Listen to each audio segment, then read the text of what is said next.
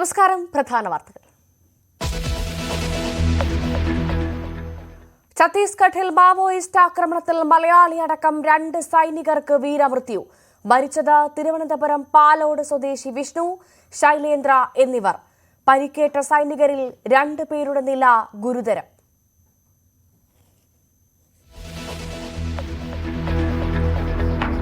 Aravind Kejriwal supreme കോടതിയിലേക്ക്.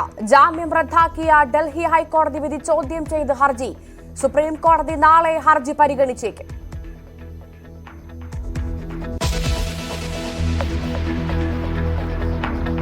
തെരഞ്ഞെടുപ്പ് തോൽവിയുടെ പേരിൽ നേതൃമാറ്റമില്ലെന്ന് CPM. പിണറായി വിജയൻ പാർട്ടിയുടെ നെടും തൂണായ നേതാവ്. EP ജാവദേക്കർ കൂടിക്കാഴ്ച ഗൌരവമായി പരിശോധിക്കുമെന്നും MP ഗോവിന്ദൻ. മുഖ്യമന്ത്രിയുടെ വിമർശനത്തിന് മറുപടിയുമായി ലീഗിന്റെ മുഖം നോക്കുന്ന മുഖ്യമന്ത്രി സ്വന്തം മുഖം നോക്കണമെന്ന് PMA സലാം.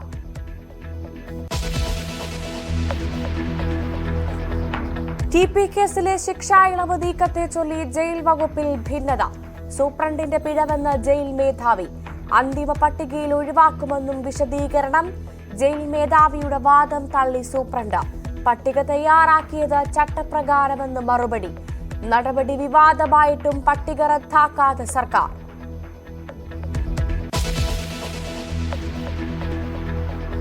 OR കേളു മന്ത്രിയായി ചുമതലയേറ്റു. സത്യപ്രതിജ്ഞാ ചടങ്ങിൽ മുഖം കൊടുക്കാതെ മുഖ്യമന്ത്രിയും ഗവർണറും. രാജ്ഭവനിലെ ചായ സൽക്കാരത്തിൽ പങ്കെടുത്തു. സത്യപ്രതിജ്ഞാഘോഷമാക്കി വയനാട്. ക്ഷേമ പദ്ധതികൾ വേഗത്തിലാക്കുമെന്ന് OR കേളു.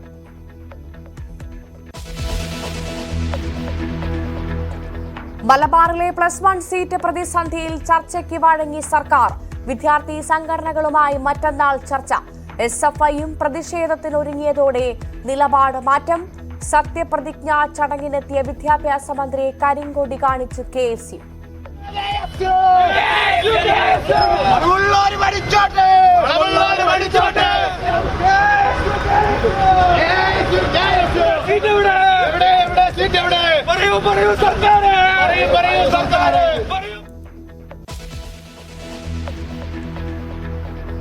നീറ്റ് പരീക്ഷാ ക്രമക്കേടിൽ CBI കേസെടുത്തു. നടപടി കേന്ദ്ര ഉന്നത വിദ്യാഭ്യാസ വകുപ്പിന്റെ പരാതിയിൽ.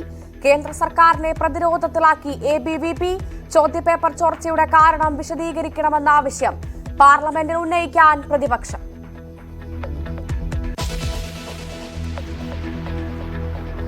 കൊച്ചിയിൽ ബസ് ബൈക്കിന് മുകളിൽ വീണ് യുവാവിന് ദാരുണാന്ത്യം. മരിച്ചത് വാഗമൺ സ്വദേശി ജിജോ സെബാസ്റ്റ്യൻ.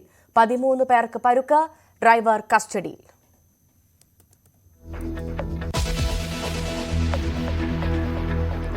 കൊച്ചിയിൽ വീണ്ടും ലഹരിവേട്ട. 30 കോടിയുടെ കൊക്കൈനുമായി ടാൻസാനിയൻ പൗരന്മാർ പിടിയിൽ. 3 കിലോ കൊക്കൈൻ എത്തിച്ചത് ക്യാപ്സൂളുകളാക്കി വിഴുങ്ങി.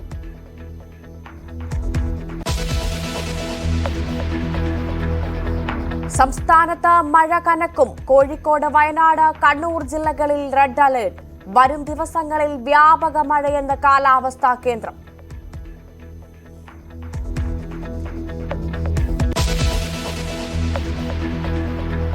വിശദമായ വാർത്തകളിലേക്ക് കടക്കാം. ഛത്തീസ്ഗഡിൽ നക്സലൈറ്റ് ആക്രമണത്തിൽ കൊല്ലപ്പെട്ടതിൽ മലയാളിയും. പാലോട് സ്വദേശി വിഷ്ണു ആറാണ് മരിച്ച മലയാളി ജവാൻ.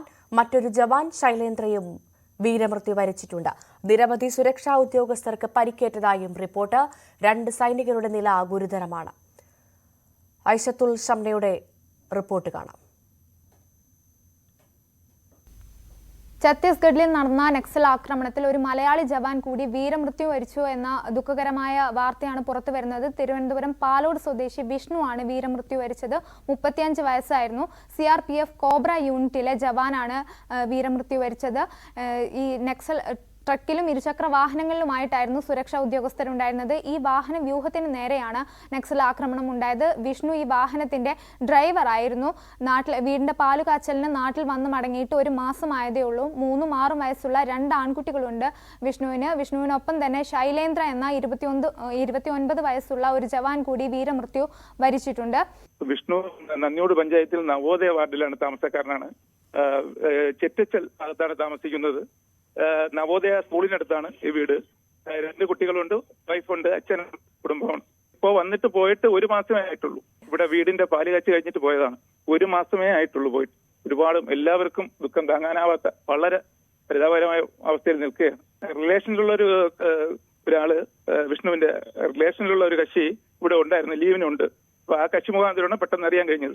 ഛത്തീസ്ഗഡിൽ സ്ഥിരമായി നക്സൽ ആക്രമണം നടക്കുന്ന പ്രദേശമാണ് സുഗ്മ. ഇവിടെയാണ് ഇന്ന് ആക്രമണം ഉണ്ടായത്. വൈകിട്ട് 3-നായിരുന്നു സംഭവം. നിരവധി സുരക്ഷാ ഉദ്യോഗസ്ഥർക്ക് ഒപ്പം പരിക്കേറ്റിട്ടുണ്ട്. ഇതിൽ തന്നെ 2 പേരുടെ നില ഗുരുതരമാണ്. ജഗർഗുണ്ട പോലീസ് സ്റ്റേഷൻ പരിധിയിലായിരുന്നു ആക്രമണം ഉണ്ടായത്. സ്ഫോടനത്തിന് പിന്നാലെ കൂടുതൽ സേനയെ പ്രദേശത്തേക്ക് അയച്ചതായാണ് റിപ്പോർട്ടുകൾ വരുന്നത്. മൃതദേഹം ഇപ്പോൾ വനത്തിൽ നിന്നും മാറ്റിയിട്ടുണ്ട്. ഇത് എപ്പോൾ ഭൗതിക ശരീരം എപ്പോൾ നാട്ടിലെത്തും തുടങ്ങിയ കാര്യങ്ങൾ സംബന്ധിച്ച് വരും മണിക്കൂറുകളിൽ നമുക്ക് കൂടുതൽ വിവരങ്ങൾ ലഭിക്കുന്നതാണ്. പ്രദേശത്ത് എന്തായാലും തിരച്ചിൽ പുരോഗമിക്കുകയാണെന്നാണ് ഇപ്പോൾ കിട്ടുന്ന റിപ്പോർട്ടുകൾ. തെറ്റുതിരുത്തലിന് തയ്യാറെങ്കിലും നേതൃമാറ്റമില്ലെന്ന് CPM സംസ്ഥാന സെക്രട്ടറി MP ഗോവിന്ദൻ. തുടർ ഭരണത്തിലേക്ക് പാർട്ടിയെ നയിക്കാൻ നെടുംതൂണായി നിന്നത് പിണറായി വിജയനാണ്. നേതൃമാറ്റം പാർട്ടിയുടെയും സർക്കാരിന്റെയും മുന്നിലില്ലെന്നും മാതൃഭൂമിക്ക് നൽകിയ അഭിമുഖത്തിൽ MP ഗോവിന്ദൻ പറഞ്ഞു.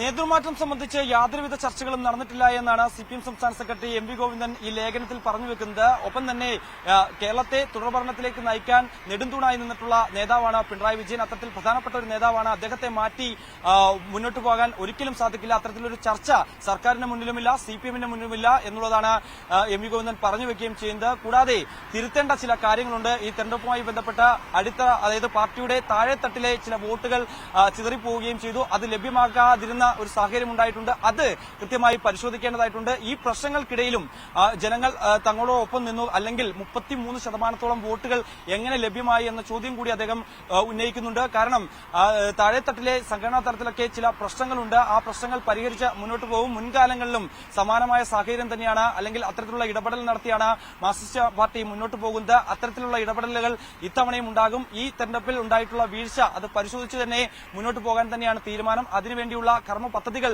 തയ്യാറാക്കിയിട്ടുണ്ട്. അതിനുവേണ്ടിയുള്ള ഇടപെടലുകൾ നടത്തിയിട്ടുണ്ട്. കൂടാതെ പല വിവാദ വിഷയങ്ങൾ ഈ തെരഞ്ഞെടുപ്പ് കാലത്ത് ഉയർന്നു വന്നിട്ടുണ്ട്. അത് പരിശോധിക്കാനുള്ള ഒരു ഇടപെടൽ കൂടി പാർട്ടി നേതൃത്വത്തിന്റെ ഭാഗത്തുനിന്നും ഉണ്ടാകും. അതിൽ പ്രധാനമായും അദ്ദേഹം പറഞ്ഞു വെക്കുന്ന പ്രധാനപ്പെട്ട കാര്യം EP ജയരാജൻ ജാവ്ദേക്കർ കൂടിക്കാഴ്ച അത് വലിയ രീതിയിൽ പാർട്ടിക്കുള്ളിലും ഒപ്പം തന്നെ ജനങ്ങൾക്കിടയിലും വലിയ അവമതിപ്പുണ്ടാക്കിയിട്ടുണ്ട്. അത് കൃത്യമായി പരിശോധിച്ച് തന്നെ മുന്നോട്ട് പോകും. ഗൌരവപൂർവ്വമാണ് ആ വിഷയത്തെ നോക്കിക്കാണുകയും ചെയ്യുന്നത്. അതുകൊണ്ട് തന്നെ അതിലേതെങ്കിലും തരത്തിൽ വീഴ്ച പറ്റിയിട്ടുണ്ടെങ്കിൽ അതിൽ നടപടിയെടുക്കാൻ വേണ്ടി പരിശോധനകൾ നടത്തും.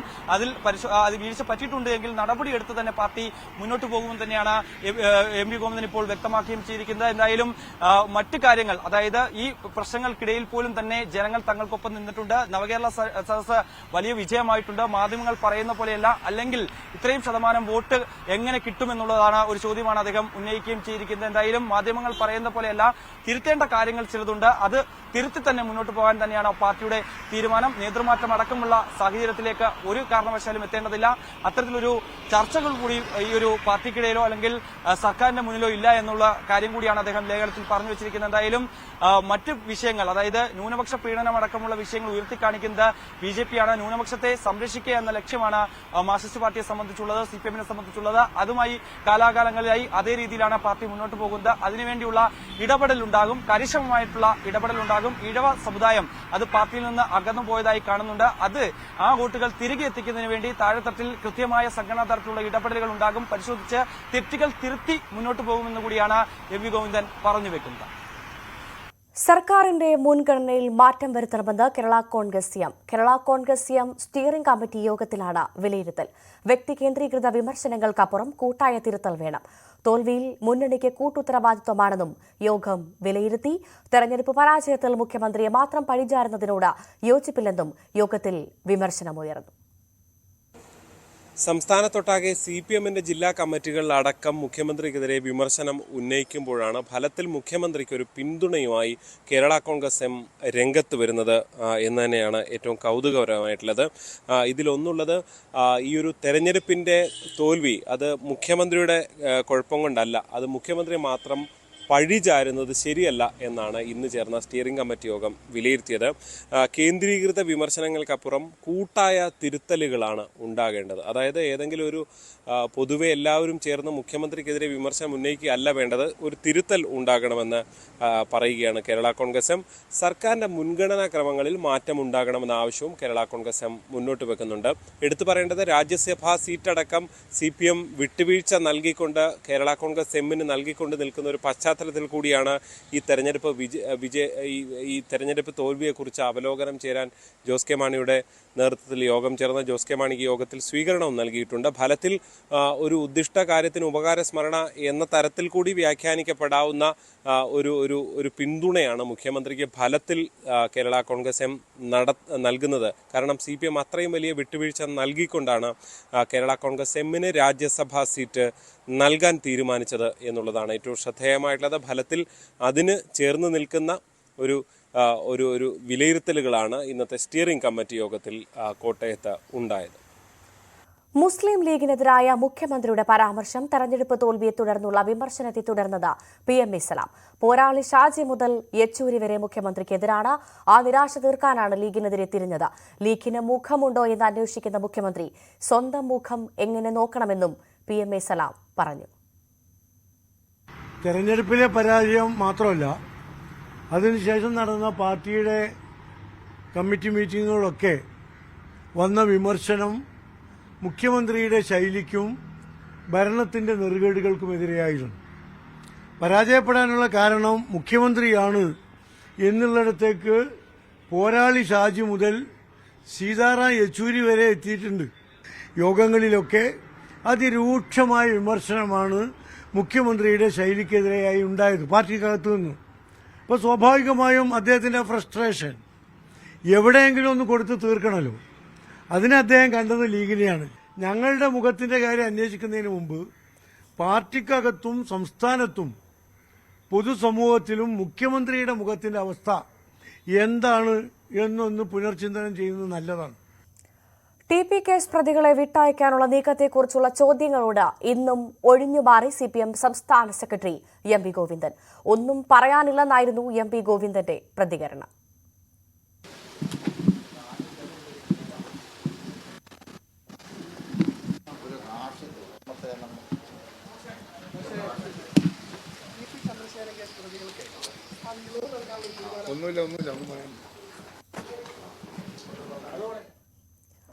TP കേസ് പ്രതികളെ ശിക്ഷാ ഇളവിനുള്ള പട്ടികയിൽ ഉൾപ്പെടുത്തിയത് 2022 സംസ്ഥാന സർക്കാർ പുറപ്പെടുവിച്ച ഉത്തരവിന്റെ അടിസ്ഥാനത്തിലെന്ന് കണ്ണൂർ സെൻട്രൽ ജയിൽ സൂപ്രണ്ടിന്റെ പിഴവാണ് പട്ടികയിൽ TP കേസ് പ്രതികൾ വരാനിടയാക്കിയതെന്ന ജയിൽ മേധാവിയുടെ നിലപാട് തള്ളിക്കൊണ്ടാണ് സൂപ്രണ്ടിന്റെ വിശദീകരണം.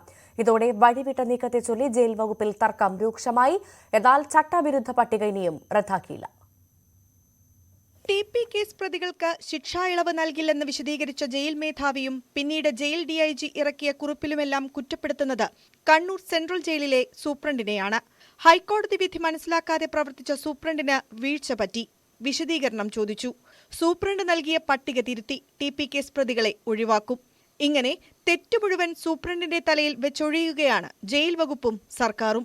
എന്നാൽ ഈ നിലപാട് തള്ളിക്കൊണ്ടാണ് സൂപ്രണ്ട് ജയിൽ മേധാവിക്ക് വിശദീകരണം നൽകിയത്. 2022 നവംബറിൽ ആഭ്യന്തര വകുപ്പ് ഇറക്കിയ ഉത്തരവിൽ ശിക്ഷാ ഇളവിന് പരിഗണിക്കേണ്ടവരുടെ മാനദണ്ഡങ്ങൾ പുതുക്കി നിശ്ചയിച്ചിട്ടുണ്ട്. അതനുസരിച്ചാണ് TP കേസ് പ്രതികളെ ഉൾപ്പെടുത്തിയതെന്നും വിശദീകരണം.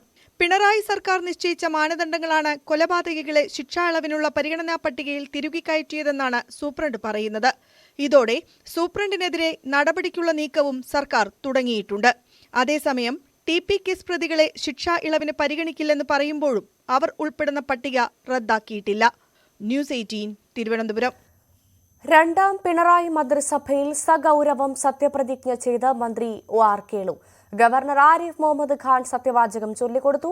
പട്ടികജാതി പട്ടികവർഗ വികസന മന്ത്രിയായാണ് CPM സംസ്ഥാന സമിതി അംഗം കൂടിയായ അദ്ദേഹം ചുമതലയേറ്റത്. ഭാരതത്തിന്റെ ഭരണഘടനയോട് നിർവ്യാജ്യമായ വിശ്വസ്തതയും കൂറും പുലർത്തുമെന്നും ഞാൻ ഭാരതത്തിന്റെ പരമാധികാരവും അഖണ്ഡതയും നിലനിർത്തുമെന്നും ഞാൻ കേരള സംസ്ഥാനത്തെ ഒരു മന്ത്രി എന്ന നിലയിലുള്ള എൻ്റെ കർത്തവ്യങ്ങൾ വിശ്വസ്തയോടും മനസാക്ഷിയെ മുൻനിർത്തിയും നിർവഹിക്കുമെന്നും ഭരണഘടനയും നിയമവുമനുസരിച്ച് ഭീതിയോ പക്ഷപാതമോ പ്രീതിയോ വിദ്വേഷമോ കൂടാതെ എല്ലാ തരത്തിലുള്ള ജനങ്ങൾക്കും നീതി ചെയ്യുമെന്നും സഗൗരവം പ്രതിജ്ഞ ചെയ്യുന്നു. മുഖ്യമന്ത്രി പിണറായി വിജയൻ മറ്റു മന്ത്രിമാരും ചടങ്ങിൽ പങ്കെടുത്തു. കെ രാധാകൃഷ്ണൻ ഉപയോഗിച്ചിരുന്ന നോർത്ത് ബ്ലോക്കിലെ ഓഫീസ് തന്നെയാണ് മന്ത്രി OR കേളുവും ഉപയോഗിക്കുക. സത്യപ്രതിജ്ഞ ചടങ്ങിൽ പ്രതിപക്ഷം പങ്കെടുത്തതിൽ സന്തോഷമുണ്ടെന്നും വന്യജീവി പ്രശ്നങ്ങളിൽ കേന്ദ്ര സർക്കാരുമായി യോജിച്ചുള്ള പരിഹാരത്തിന് ശ്രമിക്കുമെന്നും OR കേളു സത്യപ്രതിജ്ഞയ്ക്ക് ശേഷം പറഞ്ഞു. ചെയ്യാൻ ഉദ്ദേശിക്കുന്ന പറഞ്ഞാൽ ഞാനിപ്പം ഈ കഴിഞ്ഞ 7 വർഷം MLA ആയിരുന്നല്ലോ. രാധാകൃഷ്ണൻ മിനിസ്റ്ററുടെ കൂടെ തന്നെയുണ്ട്. എല്ലാ കാര്യങ്ങളും നമ്മുടെ ഒരു മനസ്സിലുണ്ട്. അപ്പോൾ നടപ്പാക്കി വരുന്ന പദ്ധതികൾ നന്നായിട്ട് നടപ്പാക്കാനുള്ള ഒരു ശ്രമം തന്നെയായിരിക്കും നമ്മൾ നടത്തുക.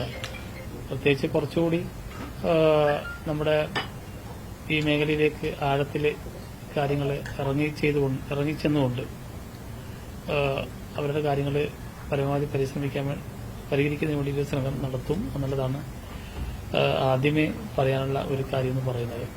വയനാട്ടിലെ 3 MLAമാരും അവിടുത്തെ MPയും ഇപ്പോൾ കേരള ഗവൺമെന്റും ഇപ്പോൾ കേന്ദ്രത്തിൽ പുതിയ ഗവൺമെന്റ് വന്നിട്ടുണ്ട്. അവരെല്ലാവരും കൂടി ആലോചിച്ചുകൊണ്ട് മാത്രമേ നമുക്ക് ഒരു വന്യമൃഗ ശല്യത്തിന് ഒരു ശാശ്വത പരിഹാരത്തിലേക്ക് നമുക്ക് പോകാൻ വേണ്ടി സാധിക്കുകയുള്ളൂ. പട്ടികവർഗ വിഭാഗത്തിൽ നിന്ന് പിണറായി സർക്കാരിൽ ആദ്യമായി മന്ത്രിസ്ഥാനത്തേക്ക് എത്തുന്നു എന്ന ഖ്യാതി തന്നെയാണ് OR കേളുവിന്റെ മന്ത്രിസ്ഥാനവുമായി ബന്ധപ്പെട്ട വിശേഷം വർദ്ധിപ്പിക്കുന്നത്. അതോടൊപ്പം ഈ സംസ്ഥാനത്തിന്റെ ചരിത്രത്തിൽ ആദ്യമായി പട്ടികവർഗ വിഭാഗത്തിൽ നിന്ന് മന്ത്രിയാകുന്നത് ഉമ്മൻചാണ്ടി സർക്കാരിന്റെ കാലത്ത് PK ജയലക്ഷ്മി ആയിരുന്നു. ജയലക്ഷ്മി പ്രതിനിധീകരിച്ചിരുന്നതും മാനന്തവാടിയെയാണ്. അതേ മാനന്തവാടിയെ പ്രതിനിധീകരിക്കുന്ന OR കേളു വീണ്ടും മന്ത്രിസഭയിലേക്ക് എത്തുമ്പോൾ മാനന്തവാടി മണ്ഡലത്തെ സംബന്ധിച്ച് അത് ഇരട്ടി സന്തോഷമാകുകയാണ്. അതോടൊപ്പം വയനാട്ടിൽ നിന്ന് CPMന്റെ ആദ്യ മന്ത്രി എന്നൊരു പ്രത്യേകത കൂടിയുണ്ട് OR കേളുവിന്. അദ്ദേഹം ഈ സ്ഥാനം ഏറ്റെടുത്തതിന് ശേഷം രാജ്ഭവന് പുറത്തെത്തി മാധ്യമങ്ങളോട് പ്രതികരിച്ചത് വയനാടിന്റെ ഏറെക്കാലമായി നേരിടുന്ന വന്യജീവി പ്രശ്നങ്ങൾ അടക്കമുള്ള വിഷയങ്ങളിൽ ശാശ്വതമായ പരിഹാരം കാണുന്നതിനു വേണ്ടി കേന്ദ്ര സർക്കാരുമായി സഹകരിച്ചുകൊണ്ട് ആ വിഷയത്തിൽ കൃത്യമായ ഇടപെടൽ നടത്തുമെന്നാണ്. അതോടൊപ്പം തന്നെ ഈ രോഗികൾക്ക് ചുരമിറങ്ങേണ്ടി വരുന്നതിന്റെ ആശങ്ക പരിഹരിക്കുന്നതിന് വേണ്ടി തന്നാലാവുന്നത് ചെയ്യുമെന്നും അദ്ദേഹം മാധ്യമങ്ങളോട് പ്രതികരിച്ചു. കൂടുതൽ MBBS സീറ്റുകൾ വയനാടിന് അനുവദിക്കുന്ന കാര്യമടക്കം വയനാട് മെഡിക്കൽ കോളേജിന്റെ പ്രവർത്തനം എത്രയും വേഗത്തിൽ കൂടുതൽ കാര്യക്ഷമമാക്കി അത് പ്രവർത്തന സജ്ജമാക്കുന്നതിന് വേണ്ടിയിട്ടുള്ള നടപടികളിലേക്ക് കടക്കുമെന്നും അദ്ദേഹം വ്യക്തമാക്കിയിട്ടുണ്ട്. എന്തായാലും വകുപ്പ് തല യോഗമൊക്കെ ചേരുക നിയമസഭാ സമ്മേളനം കഴിഞ്ഞിട്ടായിരിക്കുമെന്നും അദ്ദേഹം വ്യക്തമാക്കുന്നു. എന്തായാലും പിണറായി വിജയൻ സർക്കാരിന്റെ കീഴിൽ പട്ടികവർഗ വിഭാഗത്തെ പ്രതിനിധീകരിച്ചുകൊണ്ട് OR കേളു മന്ത്രിസഭയിലേക്ക് എത്തുമ്പോൾ ആ സത്യപ്രതിജ്ഞാ ചടങ്ങിൽ പ്രതിപക്ഷം കൂടി പങ്കെടുത്തു എന്നത് തന്നെയാണ് ഈ ചടങ്ങിനെ ഏറ്റവും വ്യത്യസ്തമാക്കിയത്. അതോടൊപ്പം മുഖ്യമന്ത്രി പിണറായി വിജയൻ ഏറെക്കാലത്തിനു ശേഷം ഗവർണർ ആരിഫ് മുഹമ്മദ് ഖാൻ ഒരുക്കിയ ചായ സൽക്കാരത്തിൽ പങ്കെടുത്താണ് ഇവിടെ നിന്ന് മടങ്ങുകയും ചെയ്തത്. തിരിച്ചെത്താം ഇടവേളയ്ക്ക് ശേഷം.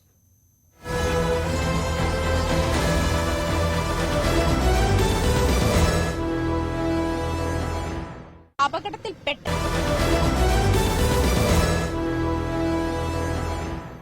തിരികെ വാർത്തയിലേക്ക്. +1 സീറ്റ് വിഷയത്തിൽ മുൻ നിലപാട് മാറ്റി വിദ്യാഭ്യാസ മന്ത്രി ചർച്ചയ്ക്ക്. വിദ്യാർത്ഥി സംഘടനകളുമായി മന്ത്രി വി ശിവൻകുട്ടി മറ്റന്നാൾ ചർച്ച നടത്തും.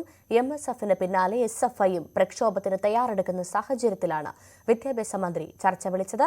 മലബാറിൽ +1 സീറ്റിൽ പ്രതിസന്ധിയില്ലെന്ന നിലപാടിൽ നിന്നാണ് ഒറ്റ ദിവസം കൊണ്ട് മന്ത്രി മലക്കം മറിഞ്ഞത്. +1 വിഷയത്തിൽ മലപ്പുറത്ത് പറയുന്നത്ര പ്രതിസന്ധിയില്ല എന്ന വിദ്യാഭ്യാസ മന്ത്രിയുടെ പ്രസ്താവനയ്ക്കെതിരെ SFI കൂടി രംഗത്തെത്തുന്ന സാഹചര്യമാണ് കാണുന്നത്. കഴിഞ്ഞ ദിവസം മന്ത്രി നിയമസഭയിൽ പറഞ്ഞതുപ്രകാരം ജില്ലയിൽ 21,550 സീറ്റുകൾ ഒഴിവുണ്ടെന്നും പ്രവേശനം നേടാനുള്ളവരുടെ എണ്ണം 14,037 മാത്രമാണെന്നുമാണ് മന്ത്രിയുടെ കണക്ക്. പക്ഷേ എന്നാൽ ഇത് അംഗീകരിക്കാനാകില്ല എന്ന നിലപാടാണ് MSF സ്വീകരിച്ചിരിക്കുന്നത്. MSFന്റെ സമരം തുടർച്ചയായി നടന്നുകൊണ്ടിരിക്കുന്ന സാഹചര്യത്തിലാണ് SFI കൂടി ഈ സമരരംഗത്തേക്ക് വരുന്നത് എന്നാണ് ശ്രദ്ധേയമായിട്ടുള്ള ഒരു കാര്യം. നാളെ മലപ്പുറത്ത് കളക്ടറേറ്റിലേക്കാണ് SFI മാർച്ച് പ്രഖ്യാപിച്ചിരിക്കുന്നത്. ഈ ഒരു സീറ്റ് വിഷയവുമായി ബന്ധപ്പെട്ട് ബാച്ച് കൂടുതൽ അനുവദിക്കണം എന്ന ആവശ്യമാണ് SFI ഇപ്പോൾ ഉന്നയിച്ചിരിക്കുന്നത്. അത് SFIയുടെ ഈ ഒരു നിലപാട് തീർച്ചയായും വിദ്യാഭ്യാസ മന്ത്രിയുടെ ആ പ്രസ്താവനയെ ചോദ്യം ചെയ്യുന്നതാണ്. അത് അംഗീകരിക്കാനാകില്ല എന്ന നിലപാടാണ് SFIക്കുള്ളത് എന്ന് വ്യക്തമാക്കുന്നതാണ് ഈ ഒരു സമര പ്രഖ്യാപനം. എന്നാണെങ്കിലും അതേസമയം തന്നെ ഈ ഒരു വിഷയം പ്രതിസന്ധി പരിഹരിക്കാൻ സർക്കാരിന്റെ ഭാഗത്തു നിന്ന് നടപടികൾ പുരോഗമിക്കുന്നുവെന്ന വിശദീകരണമാണ് വിദ്യാഭ്യാസ മന്ത്രിയുടെ ഓഫീസിൽ നിന്ന് ലഭിക്കുന്നത്. ഈ +1 പ്രവേശനവുമായി ബന്ധപ്പെട്ട് വിദ്യാർത്ഥി സംഘടനകൾ നൽകിയ നിവേദനങ്ങൾ പരിഗണിച്ച് പൊതുവിദ്യാഭ്യാസവും തൊഴിൽ വകുപ്പ് മന്ത്രിയുമായ വി ശിവൻകുട്ടി വിദ്യാർത്ഥി സംഘടനകളുമായി ചർച്ച നടത്തുമെന്ന അറിയിപ്പാണ് വന്നിരിക്കുന്നത്. ചൊവ്വാഴ്ച ഉച്ചയ്ക്ക് 2 മണിക്ക് സെക്രട്ടേറിയറ്റിലാണ് ചർച്ച നിശ്ചയിച്ചിരിക്കുന്നത്. ഒരു പ്രശ്നം പരിഹരിക്കുവാൻ വേണ്ട നടപടിയെടുക്കുമെന്ന ഉറപ്പ് വാഗ്ദാനം മന്ത്രിയുടെ ഓഫീസ് ആവർത്തിക്കുന്നുണ്ട്. അതേ സമയത്താണ് ഇപ്പോൾ SFI അടക്കമുള്ള വിദ്യാർത്ഥി സംഘടനകൾ +1 സീറ്റ് വിഷയത്തിൽ മലപ്പുറത്ത് പ്രതിഷേധത്തിന് ഇറങ്ങുന്നത്. അതേസമയം MSF ഈ SFIയുടെ ഈ നിലപാടിനെ കണ്ണിൽ പൊടിയിടലായിട്ടാണ് പരിഹസിക്കുന്നത്. ഇത്രയും കാലം ഈ പ്രശ്നമുണ്ടായപ്പോഴൊന്നും ഇടപെടാതെ ഇപ്പോൾ ഇതിന്റെ പാരമ്യത്തിലെത്തുമ്പോഴാണ് SFI ഇടപെടുന്നത് എന്നൊരു പരിഹാസമാണ്, ആക്ഷേപമാണ് MSFന്റെ ഭാഗത്തുമുള്ളത്. MSF ഈ ഒരു സമരത്തിൽ തുടർന്നു വരുന്ന നടപടികൾ ഇനിയും കൊണ്ടുപോകും, സമരവുമായി മുന്നോട്ട് പോകുമെന്ന നിലപാടാണ് സ്വീകരിച്ചിരിക്കുന്നത്. അതായത് വരും ദിവസങ്ങളിൽ നാളെ MSFന്റെയും SFIയുടെയും സമരം മലപ്പുറത്തുണ്ടാകും. അതേസമയം ഇത് പരിഹരിക്കാനുള്ള സർക്കാരിന്റെ നടപടികൾ എത്രമാത്രം ഫലം കാണുമെന്നുള്ളതാണ് ഇനി കണ്ടറിയേണ്ടത്. അധിക ബാച്ച് അനുവദിച്ചേ തീരൂ എന്ന നിലപാടിലാണ് വിദ്യാർത്ഥി സംഘടനകൾ. സമീപ ജില്ലകളിൽ ഉള്ളവർ, മലപ്പുറത്തിന് തൊട്ടടുത്തുള്ള ജില്ലകളിൽ കൂടിയുള്ളവർ മലപ്പുറത്ത് +1 അപേക്ഷ നൽകിയിട്ടുണ്ട്. അവരെ കൂടിയൊക്കെ പരിഗണിച്ച് വേണം നിലപാടെടുക്കണമെന്ന നിലപാടാണ് MSFനുള്ളത്. സ്വാഭാവികമായിട്ടും ആ സമര കലുഷിതമാകുകയാണ് മലപ്പുറം ഈ +1 സീറ്റ് വിഷയത്തിൽ. മലപ്പുറത്തുനിന്നും അഖിലോട് പറയൊപ്പം CB അനുമോദ്, ന്യൂസ് 18. +1 സീറ്റ് ക്ഷാമം പരിഹരിച്ചില്ലെങ്കിൽ MSFന്റെ പ്രക്ഷോഭം മുസ്ലിം ലീഗ് ഏറ്റെടുക്കുമെന്ന് PMA സലാം. നാട്ടിലെ കുട്ടികൾക്കായി പ്രക്ഷോഭം നടത്തിയ MSF നേതാക്കളെ സർക്കാർ ജയിലിലാക്കി. വിഷയത്തിൽ വിദ്യാഭ്യാസ മന്ത്രി പറഞ്ഞത് ശരിയായ കാര്യങ്ങളാണെങ്കിൽ എന്തിനാണ് നാളെ SFI സമരം ചെയ്യാൻ തയ്യാറെടുക്കുന്നതെന്നും PMA സലാം ചോദിച്ചു. വിദ്യാഭ്യാസ മന്ത്രി പറഞ്ഞത് ശരിയാണെങ്കിൽ SFI എന്തിനാ സമരം നടത്തുന്നത്? ഞങ്ങളുടെ MSFന്റെ നേതാക്കന്മാർ ജയിലുകളിലാണ്. എന്തിനാ ഇവരൊക്കെ ജയിലിൽ പോയി കിടക്കുന്നത്? രാജ്യത്ത് അവരുടെ സഹോദരങ്ങൾക്ക്, അവരുടെ നാട്ടിലെ കുട്ടികൾക്ക് പഠിക്കാനുള്ള അവസരം ഉണ്ടാക്കാനാണ്. അതിനെ ധാർഷ്ട്യത്തോടു കൂടി കാണിക്കുകയും കയ്യോക്കോടുകൂടി അത് നേരിടുകയും ചെയ്യുന്ന ഒരു സാഹചര്യമുണ്ട്. 10ാം ക്ലാസ് കഴിഞ്ഞ് തുടർ പഠനത്തിന് അർഹതയുണ്ട് എന്ന് സർക്കാർ സീല് കുത്തിക്കൊടുത്ത മുഴുവൻ കുട്ടികൾക്കും ആ തുടർ പഠനത്തിന് അവസരം ഉണ്ടാക്കി കൊടുക്കണം. പ്രശ്നത്തിന് പരിഹാരമുണ്ടാക്കാൻ ആത്മാർത്ഥമായി ശ്രമിക്കുന്നില്ല എങ്കിൽ സമരം മുസ്ലിം ലീഗ് ഏറ്റെടുക്കും. +1 സീറ്റ് വിഷയത്തിൽ മന്ത്രി ശിവൻകുട്ടിക്കെതിരെ പ്രതിഷേധം ശക്തമാക്കി KSU. വിദ്യാർത്ഥി വിരുദ്ധതയുടെ മുഖമുദ്രയായി സർക്കാർ മാറുകയാണ്. SFIയുടെ സമരം വിദ്യാർത്ഥികളുടെ കണ്ണിൽ പൊടിയിടുന്നതെന്നും KSU സംസ്ഥാന പ്രസിഡന്റ് അലോഷ്യസ് സേവ്യർ.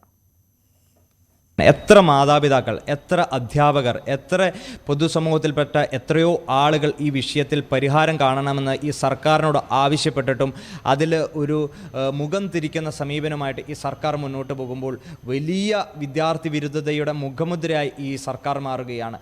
ഇവിടെ ഒരക്ഷരം മിണ്ടാൻ ഇവിടെ ഭരണപക്ഷ വിദ്യാർത്ഥി സംഘടനയായി SFIക്ക് സാധിക്കുന്നില്ല. ഇന്ന് SFI പ്രഖ്യാപിച്ചിരിക്കുകയാണ് നാളെ മലപ്പുറം കളക്ടറേറ്റിലേക്ക് അവർ മാർച്ച് നടത്തുമെന്ന് പറയുമ്പോൾ കഴിഞ്ഞ 2 ആഴ്ചക്കാലമായി കേരളത്തിൻ്റെ തെരുവുകൾ നിരന്തരമായിട്ടുള്ള സമരം KSU നടത്തുമ്പോൾ അല്ലെങ്കിൽ മറ്റു വിദ്യാർത്ഥി സംഘടനകൾ നടത്തുമ്പോൾ ഒരക്ഷരം ഉരിയാടാൻ സാധിക്കാത്ത ഈ സർക്കാരിനോട് ഒരു വാക്ക് പോലും ചോദ്യം ചെയ്യാൻ സാധിക്കാത്ത കേവലം ഫ്രീസറിലിരിക്കുന്ന സംഘടനയായി SFI മാറുന്നു എന്നതിൻ്റെ തിരിച്ചറിവിൽ നിന്നാകാം ഇന്ന് അവരൊരു സമര പ്രഖ്യാപനം നടത്തിയത്. അത് കേരളത്തിലെ വിദ്യാർത്ഥികളുടെ കണ്ണിൽ പൊടിയിടുന്ന ഒരു സമരമായിട്ട്, ഒരു പ്രഹസന നാടകമായിട്ട് നോക്കിക്കാണാൻ KSU ആഗ്രഹിക്കുകയാണ്. KSU പറയുകയാണ്. വിദ്യാഭ്യാസ മന്ത്രി വി ശിവൻകുട്ടിക്ക് നേരെ കരിങ്കൊടി പ്രതിഷേധവുമായി KSU. മന്ത്രിയുടെ വസതിക്ക് മുന്നിൽ വാഹനം തടഞ്ഞ് പ്രതിഷേധിച്ചു. മന്ത്രി OR കേളുവിന്റെ സത്യപ്രതിജ്ഞ ചടങ്ങിന് രാജ്ഭവനിലേക്ക് പോകുമ്പോഴായിരുന്നു പ്രതിഷേധം.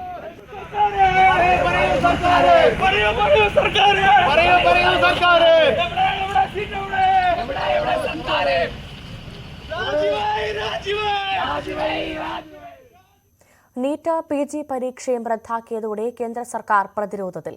പ്രതിപക്ഷ വിമർശനത്തിന് പുറമെ പരീക്ഷ മാറ്റിവെച്ചതിന്റെ യഥാർത്ഥ കാരണം വിശദീകരിക്കണമെന്നാവശ്യപ്പെട്ട് ABVPയും രംഗത്ത് വന്നു.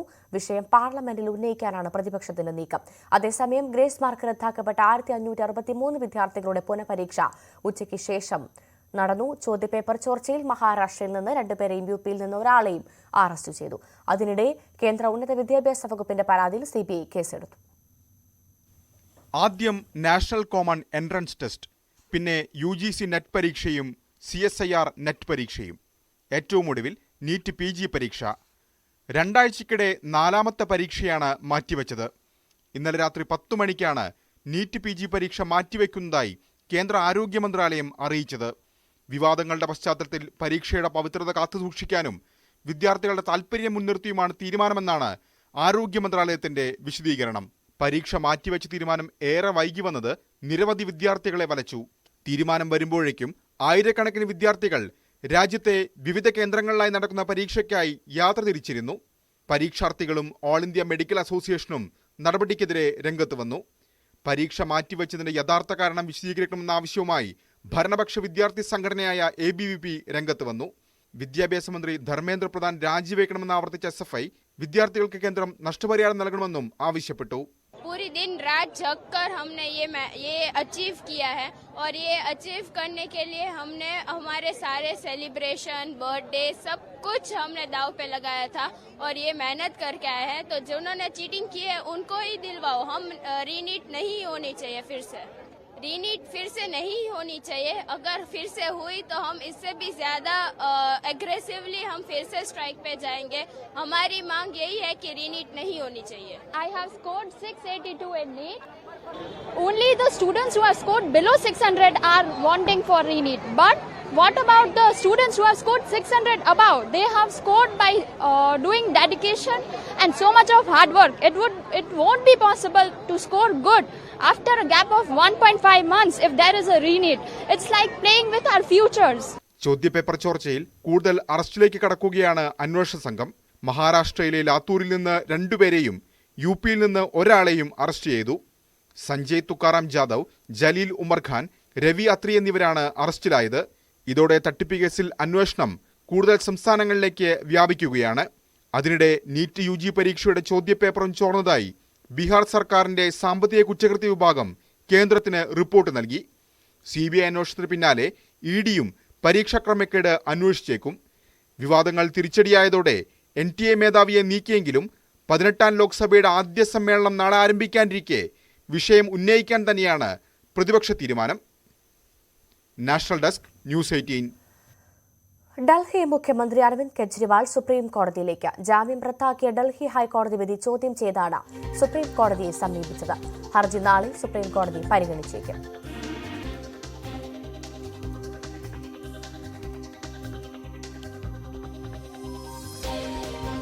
കാണാമൈഷത്തുൽ ഷമ്മയുടെ റിപ്പോർട്ട്. ജാമ്യം താൽക്കാലികമായി സ്റ്റേ ചെയ്ത ഡൽഹി ഹൈക്കോടതി നടപടിക്കെതിരെയാണ് അരവിന്ദ് കെജ്രിവാൾ സുപ്രീം കോടതിയെ സമീപിച്ചത്. നാളെ തന്നെ ഹർജി കേൾക്കണമെന്ന് കെജ്രിവാളിന്റെ അഭിഭാഷകൻ അവധിക്കാല ബെഞ്ചിന് മുൻപാകെ അഭ്യർത്ഥന നൽകും. കഴിഞ്ഞ ദിവസമാണ് മദ്യനയ അഴിമതി കേസിൽ വിചാരണ കോടതി ജാമ്യം അനുവദിച്ചത്. ഇതിന് പിന്നാലെ കെജ്രിവാളിന് നൽകിയ ജാമ്യം സ്റ്റേ ചെയ്യണമെന്നാവശ്യപ്പെട്ട് അടിയന്തര ഹർജിയുമായി ED ഹൈക്കോടതിയെ സമീപിച്ചിരുന്നു.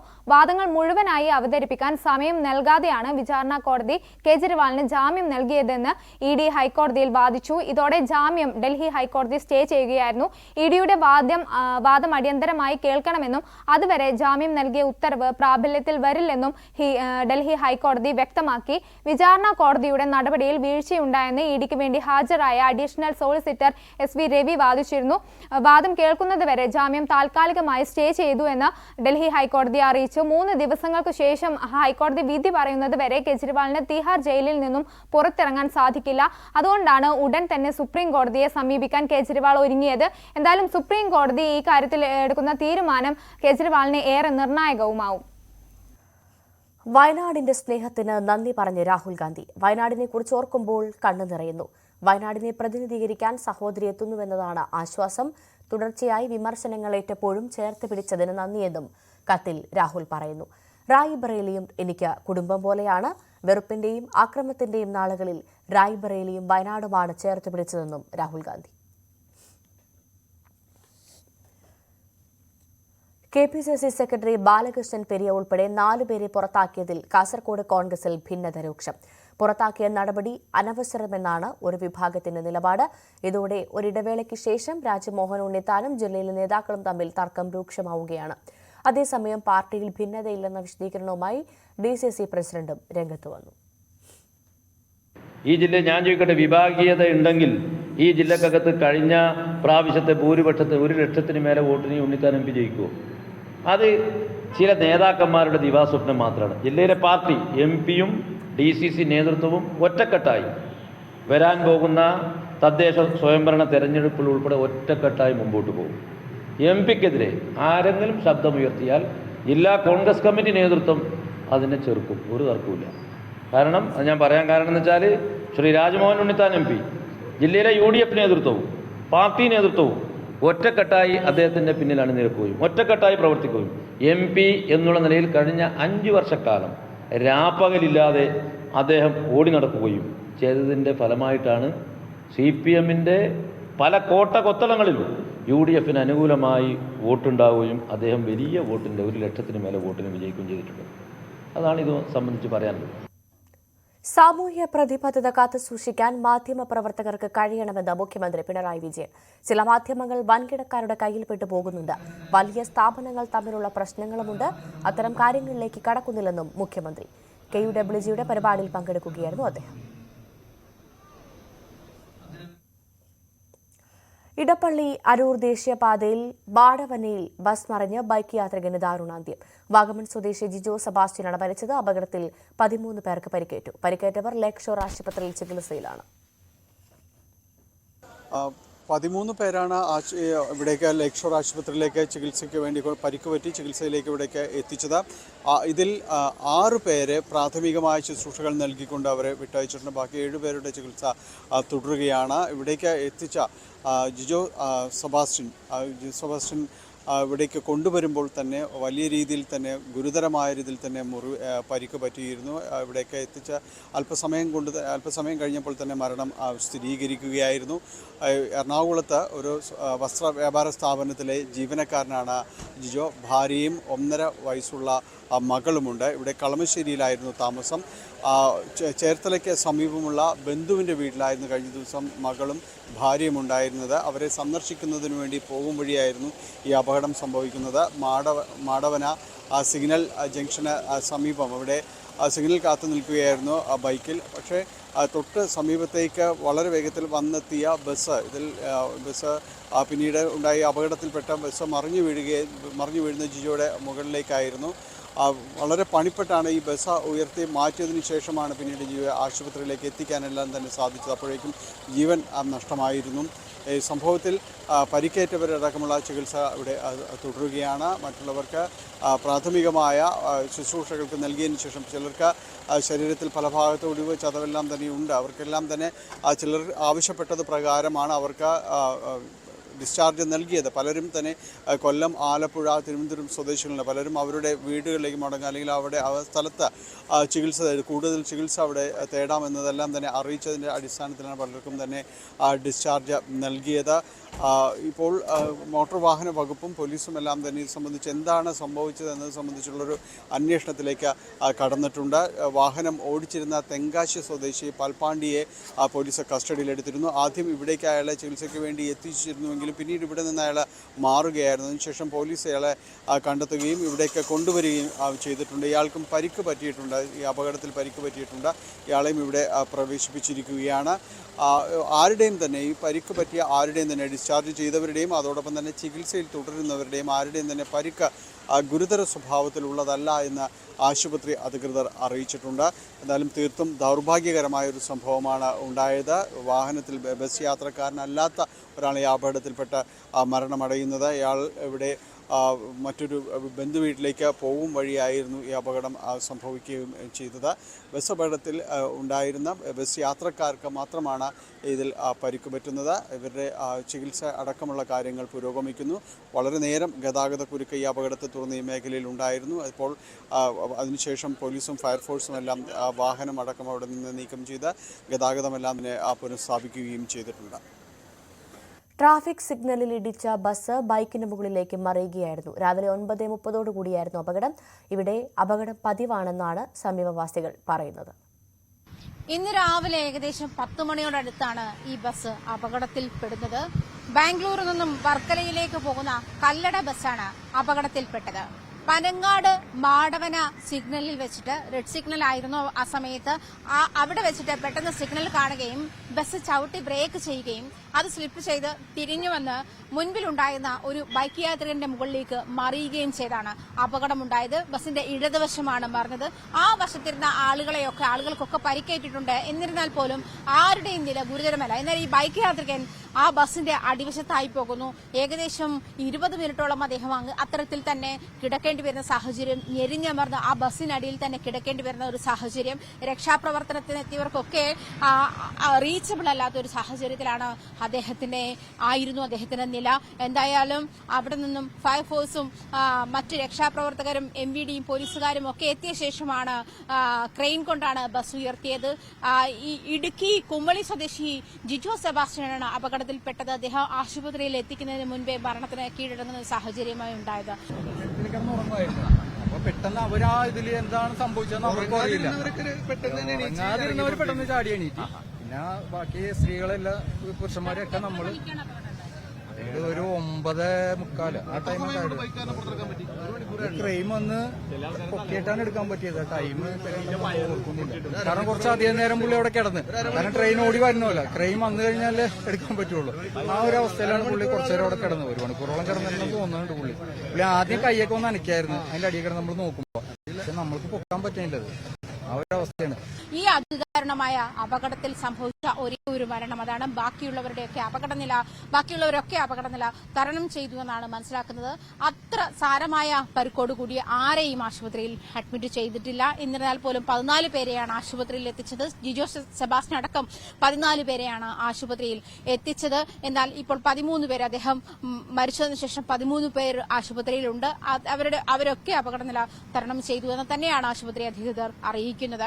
എന്നാൽ ഈ ബസിന്റെ ഡ്രൈവർ തമിഴ്നാട് തെങ്കാശി സ്വദേശി പാൽപ്പാണ്ടി, അദ്ദേഹത്തെ പോലീസ് കസ്റ്റഡിയിലെടുത്തിട്ടുണ്ട്. എന്താണ് സംഭവിച്ചത്? ബസ് അദ്ദേഹം ഉറങ്ങിപ്പോയതാണോ, അതല്ലെങ്കിൽ പെട്ടെന്ന് സഡൻ ബ്രേക്ക് ഇട്ടതിൽ ഉണ്ടായ അപകടമാണോ, അമിത വേഗത്തിലായിരുന്നോ, അല്ലെങ്കിൽ ബസ്സിന് മറ്റെന്തെങ്കിലും സാങ്കേതിക തകരാറുകളുണ്ടോ, ബ്രേക്ക്, ടയർ മുതലായ കാര്യങ്ങൾ ശരിയായ വിധം പ്രവർത്തിച്ചിരുന്നു? ഇത്തരം കാര്യങ്ങളൊക്കെ കൂടുതൽ പരിശോധനയ്ക്ക് ശേഷമേ മനസ്സിലാക്കാൻ കഴിയുകയുള്ളൂ എന്നാണ് MVD നമ്മളോട് പ്രതികരിച്ചത്. Ernakulam motor vehicle inspector AR രാജേഷാണ് നമ്മളോട് ഇക്കാര്യത്തിൽ അദ്ദേഹത്തിന്റെ പ്രതികരണമാണ് നമുക്ക് ഇക്കാര്യത്തിൽ ലഭ്യമായത്.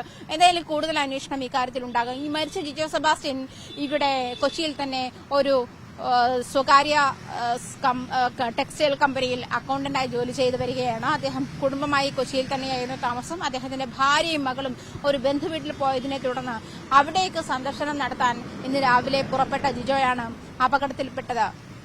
ഇതിലുണ്ടായ ഒരു ദുഃഖകരമായ അവസ്ഥ എന്ന് പറയുന്നത് ഈ ബസ്സുമായോ അല്ലെങ്കിൽ ബസ്സിൽ യാത്ര ചെയ്തതുമായോ ഇതുമായി യാതൊരു ബന്ധവുമില്ലാത്ത ഒരു സാധു മനുഷ്യനാണ് അപകടത്തിൽ അതിദാരുണമായ വിധം കൊല്ലപ്പെട്ടത് എന്നുള്ളതാണ് ഇതിലെ ദുഃഖകരമായ വാർത്ത. മറ്റൊരു കാര്യം, ഈ ബസ് വീഴ്ചയും അല്ലെങ്കിൽ അതിന്റെ അപകട നിലയുമൊക്കെ രീതിയുമൊക്കെ കണ്ടു കഴിഞ്ഞാൽ ഒരുപാട് കാഷ്വാലിറ്റീസ് ഉണ്ടാക്കാൻ സാധ്യതയുണ്ടായിരുന്ന ഒരു അപകടമാണ്. വലിയൊരു അപകടമാണ് ഇന്ന് കൊച്ചി മാടവന അഭിമുഖീകരിച്ചത്. ഈ ഒരു സാഹചര്യത്തിൽ പോലും അത്തരം വലിയ അപകടങ്ങളിലേക്ക് നയിക്കുന്ന അല്ലെങ്കിൽ വലിയ മാരകമായ പരിക്കുകളിലേക്ക് നയിക്കുന്ന ഒരു കാഷ്വാലിറ്റിയും അപകടവും ഉണ്ടായില്ല എന്നാണ് ഈ അപകടം കൊണ്ടുണ്ടാകുന്ന അങ്ങനെ നമുക്ക് ആശ്വസിക്കാം. എന്നിരുന്നാൽ പോലും ഇതുമായി ഒരു ബന്ധവുമില്ലാത്ത ഒരു സാധുവിന്റെ ജീവൻ പൊലിഞ്ഞു എന്നുള്ളത് അങ്ങേയറ്റം ദുഃഖകരവുമാണ്. റോഡിൽ നിയന്ത്രണം വിട്ട് മറിഞ്ഞ ബൈക്ക് യാത്രക്കാരനെതിരെ വന്ന ബസ്സിനടിയിൽ കുടുങ്ങാതെ അത്ഭുതകരമായി രക്ഷപ്പെട്ടു. കോഴിക്കോട് മുക്കം പുൽപ്പറമ്പിൽ ഇന്നലെ ഉച്ചയോടുകൂടിയായിരുന്നു സംഭവം. ബൈക്ക് നിയന്ത്രണം വിട്ട് മറിയുന്നത് ശ്രദ്ധയിൽപ്പെട്ട ബസ് ഡ്രൈവറുടെ സംയോജിത ഇടപെടലാണ് യുവാവിന്റെ ജീവൻ രക്ഷിച്ചത്.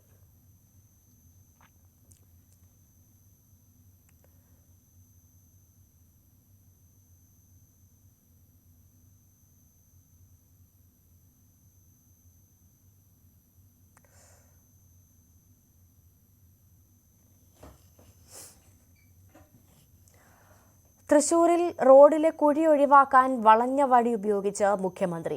ചൂണ്ടൽ കുറ്റിപ്പുറം സംസ്ഥാന പാതയിലെ കുഴികൾ ഒഴിവാക്കി വടക്കാഞ്ചേരി വഴിയായിരുന്നു മുഖ്യമന്ത്രിയുടെ യാത്ര. 24 കിലോമീറ്റർ ദൂരത്തിന് പകരം 40 കിലോമീറ്ററാണ് മുഖ്യമന്ത്രി സഞ്ചരിച്ചത്.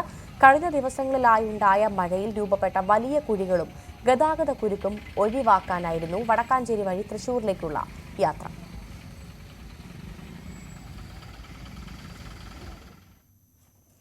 GSTയിലെ കേന്ദ്ര സംസ്ഥാന നികുതി പങ്കുവയ്ക്കൽ അനുപാതം പുനഃപരിശോധിക്കണമെന്ന് ധനമന്ത്രി KN ബാലഗോപാൽ. നിലവിൽ 50:50 എന്നതാണ് അനുപാതം. ഇത് 40:60 മാറ്റണം. GSTയുടെ 60% സംസ്ഥാനങ്ങൾക്ക് ഉറപ്പാക്കണമെന്നാണ് ആവശ്യം. GST കൌൺസിൽ യോഗത്തിലാണ് KN ബാലഗോപാൽ ഈ ആവശ്യം ഉന്നയിച്ചത്. തിരിച്ചെത്താം ഇടവേളയ്ക്ക് ശേഷം.